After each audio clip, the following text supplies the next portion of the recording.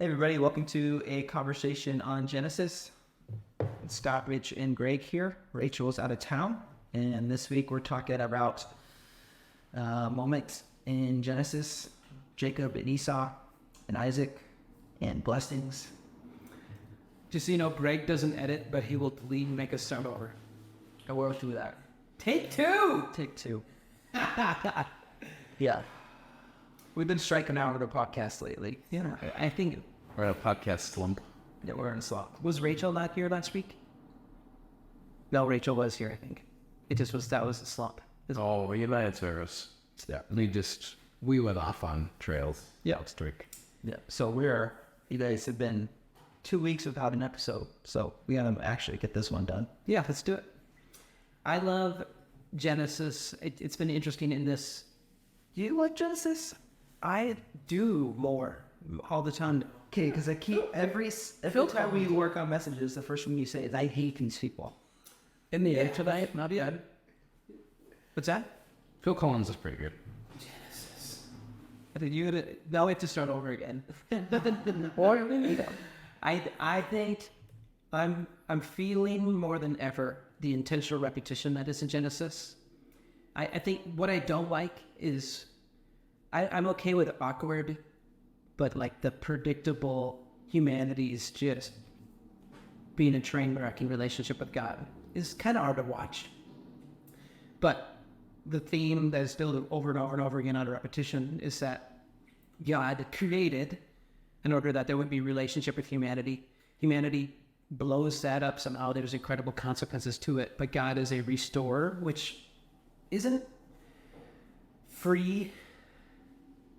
It has cost. It's sometimes pretty traumatic, the restoration and grace. It's not just a zap. We're starting over, wipe everything clean. There's a lot of process in it.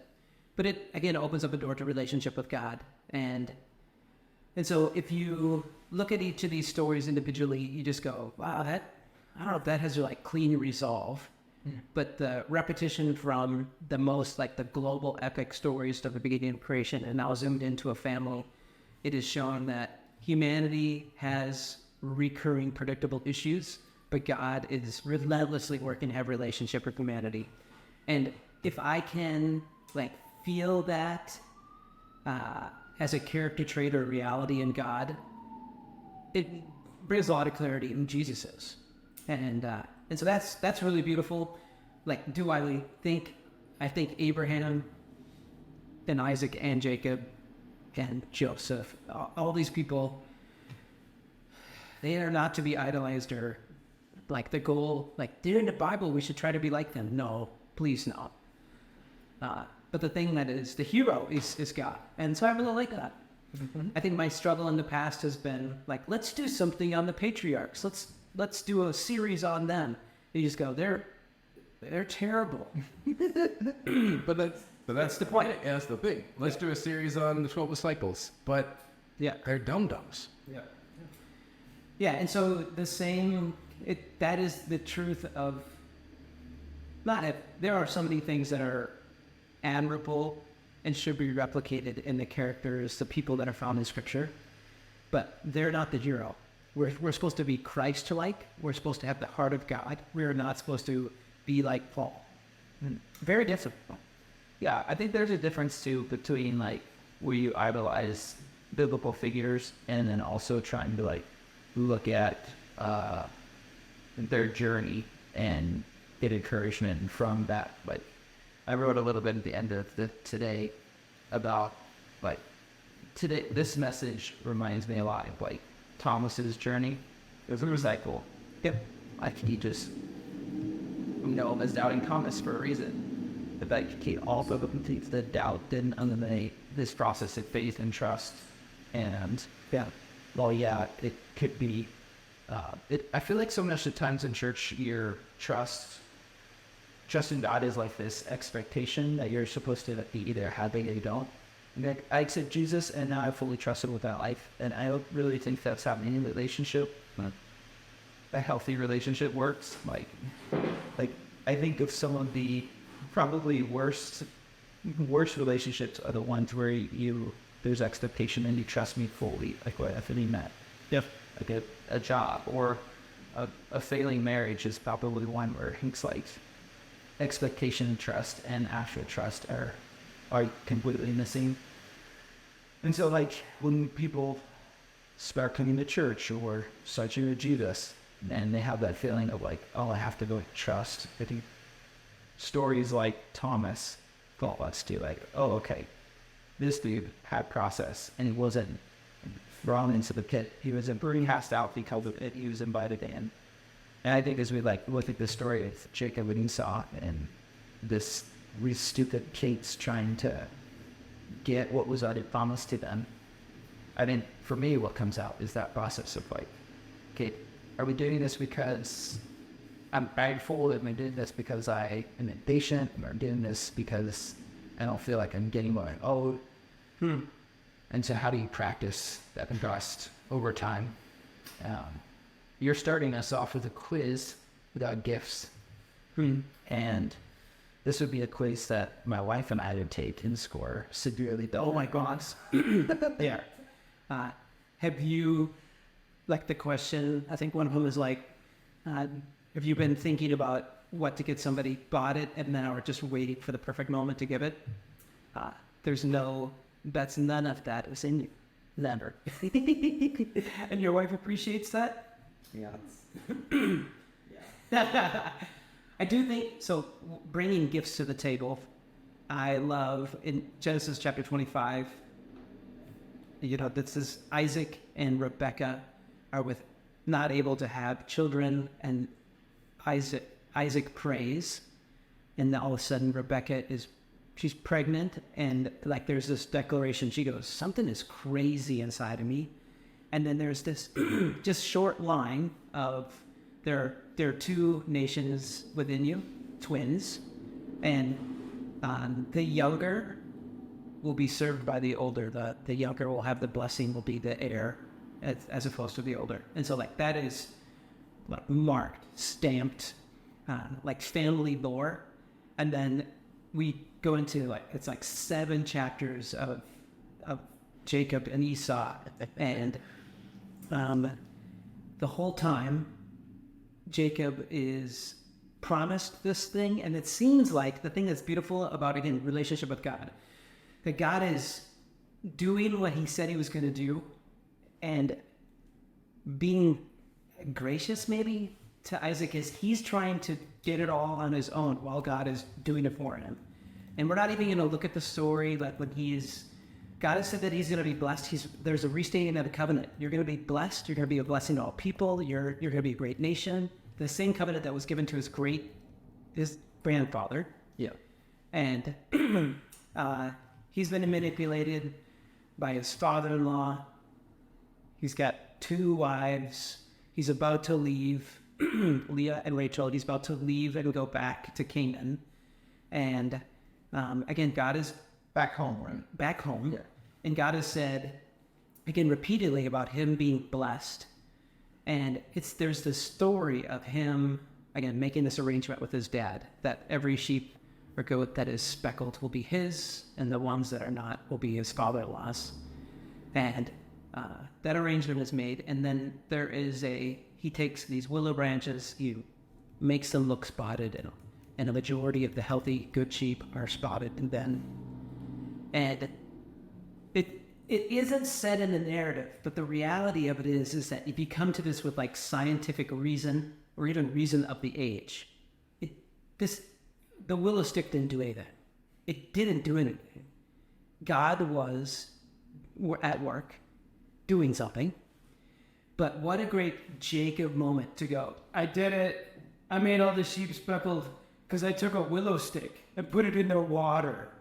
And like that is, we look at Esau and think he's the dummy, but Jacob, again, feels like he's doing it the same way. And the narrative that we are going to look at is him manipulating his dad to receive the blessing, and him, again, his mom having a favorite, him pretending to be his brother, him. How much of the promise while she's pregnant do you think she's thinking of in that moment, though? Like when she, because it's like she's told that Esau will serve Jacob essentially. Yeah. Before they're born. And so when this blessing is coming, maybe I think it makes total sense that she'd be like, hey, why don't we make sure what God promised actually happened? Which, I mean, that's it.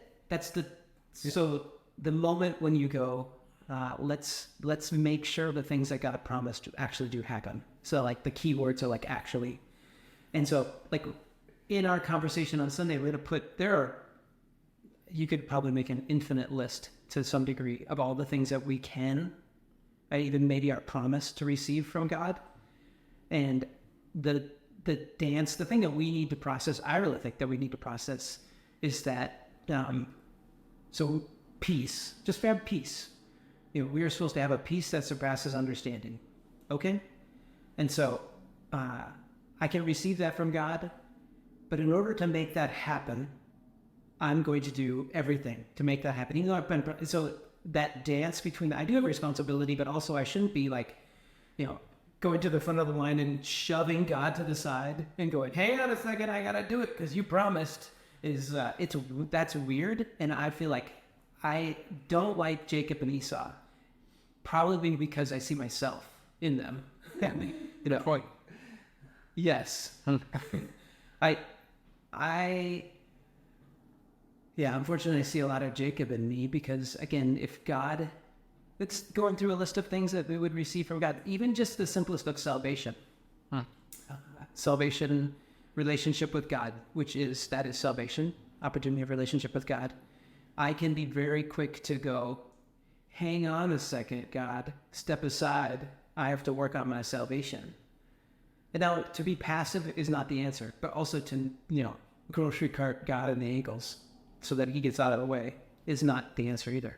Yeah, I mean, I think so often the modern church does this in trying to prove that God's real. Like, yeah, something that always hangs over me is like, I really think God is big enough, powerful enough to fight his own battles.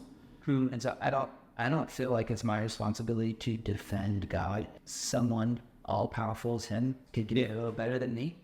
And that's why I'm convinced that God's at work in the lives of everybody around me, because if it was up to me, man, we fail. And I don't think that I'm not God's only plan. Yeah, I do think it's very easy to pray or have faith. Specifically, go back to pray that, God, I don't know if you realize this, but I thought I better let you know this is happening. Which is the heart and the tone that we see in Jacob over and over again. We don't see him necessarily praying, but he's basically living his life going, God, I'm not sure you're really aware of this. I step in to fill in your gap. Yeah. It feels selfish sometimes. And prideful and untrusting. Not typically the things that make for good relationship. Yeah, which in that, to be able to, like the softball processing is to go, do you trust God? Sure. Do you think God has promises for you? Sure. What are they? A, B, and C. Good. But to go to the intensity of it and go, what does God really have for you? What is he promising of and for you? And if the delicate and the processing of this, because it can be very easy to go, I thought God was going to make it so that life wasn't hard anymore. And that might be broken. And I think that's, so I can be told, God loves you and you're going to face challenges, but I need to process that and to see and understand that. Facing challenge doesn't mean that God doesn't love me. Another one, this is, you guys say that I'm the most patient person you know, but believe it or not, sometimes I can be impatient. And another one is that God's timing is, it's hard for me to even say perfect. It's perfect, I guess. But to trust timing. is something that Jacob definitely did have it all.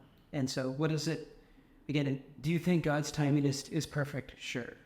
But what does it look like for you to set aside your own timing to be able to walk in the timing of God? Yeah, I think the thing that bothers me the most is that I would love this story if conniving Jacob, ends up not getting the blessing. Yeah. That's what I want to happen. Yeah.